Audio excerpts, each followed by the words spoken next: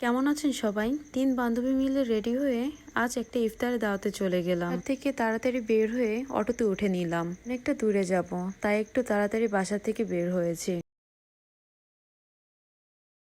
গ্রামের দিকে পরিবেশগুলো অনেক বেশি সুন্দর হয়, তাই না? আমাদের গ্রামে খুব বেশি একটা যাওয়া হয় না। অটোর থেকে নেমে ভিউটা দেখে তো অবাক হয়ে গেলাম। খুব নিরিবিলি একটা পরিবেশ ছিল। ফ্রেন্ডরা মিলে সবাই চলে গিয়েছিলাম নদীর পাড়ে ইফতার করার জন্য। আসলে গ্রামের পরিবেশগুলো অনেক বেশি সুন্দর হয়। সবুজ গাছপালা, পাশে নদী, সবকিছু মিলিয়ে আলহামদুলিল্লাহ।